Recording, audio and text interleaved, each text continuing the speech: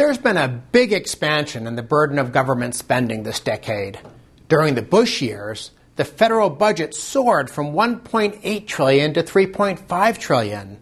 Obama, meanwhile, is trying to be Bush on steroids, pushing through $800 billion of so-called stimulus right after taking office, and then asking for several $100 billion of additional spending in his first budget. And if his plan for government-run health care is adopted, that'll seem like pocket change, and America will quickly degenerate into becoming a European-style welfare state. Is this growth of government a good idea? In this Center for Freedom and Prosperity video, we're going to analyze the economic impact of government spending. I'm Dan Mitchell of the Cato Institute. There are 8 ways that government spending can undermine economic performance. Reason 1 is the extraction cost. The federal government cannot spend money without first taking that money from someone. All of the options used to finance government spending have adverse consequences. Taxes discourage work, saving, and investment and reduce competitiveness. Borrowing diverts capital from productive private investment. And printing money, as demonstrated by places such as Argentina and Zimbabwe, is a recipe for disaster. Reason 2 is the displacement cost. Government spending diverts money from the private sector, and every dollar that the government spends means one less dollar in the productive sector of the economy. This means that labor and capital are being misallocated. If someone like Steve Jobs is a government bureaucrat, he obviously isn't being an entrepreneur in the private sector. And if resources are being used to build a bridge to nowhere, those resources clearly are not available to create things valued by consumers. Reason 3 is the negative multiplier cost. Many programs in the budget are used to finance activities that have a strongly negative effect on economic activity. Regulatory agencies, for instance, usually have comparatively small budgets, but they impose large costs on the economy's productive sector. The IRS is a perfect example. It costs taxpayers about $10 billion, which is a good chunk of change, but that is trivial compared to the economic damage caused by the tax code it enforces. Reason 4 is the behavioral subsidy cost. Many government programs encourage bad behavior. Welfare subsidizes people to choose leisure over work. Unemployment insurance programs provide an incentive to be out of the job market. And when people decide to be unproductive in order to get money from the government, economic output obviously shrinks.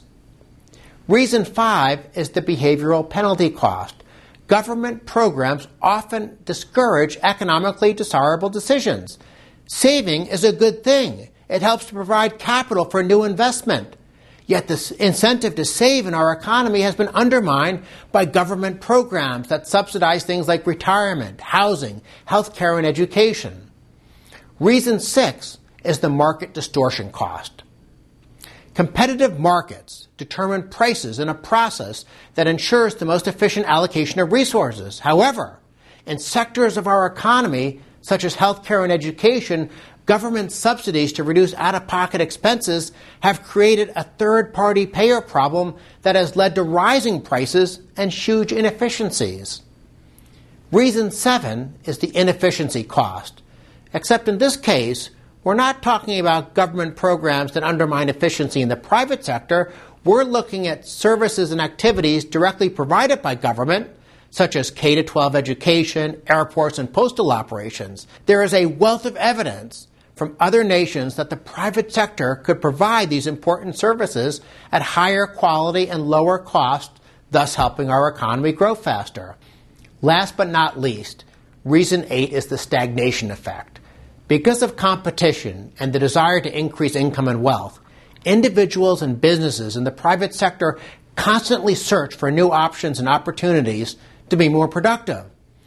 Government programs, however, are inherently inflexible. Heck, the post office or any motor vehicles department would be good, or should I say bad, examples of this phenomenon. Now, time for some caveats. The preceding list only looks at costs.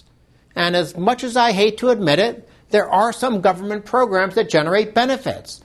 Economists often talk about public goods, which refer to tangible things such as roads, to institutional characteristics such as the rule of law and property rights. These are things provided by government that, if done properly, help facilitate private sector economic activity. In the academic literature, public finance experts often draw a distinction between capital spending, transfer spending, and consumption spending. Capital spending can be for physical capital, such as sewage systems, and human capital, such as education, and economists generally agree that this type of spending is most likely to generate at least some benefits, though corruption and special interest political deal-making often mean the net effect turns out to be negative.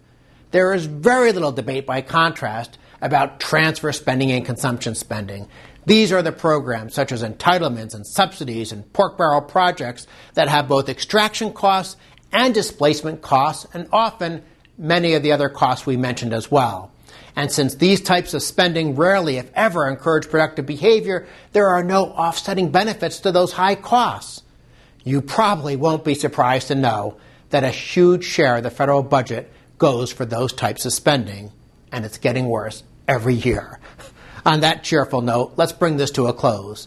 On behalf of the Center for Freedom and Prosperity, thanks for taking some time to better understand a critical issue. Please share this video.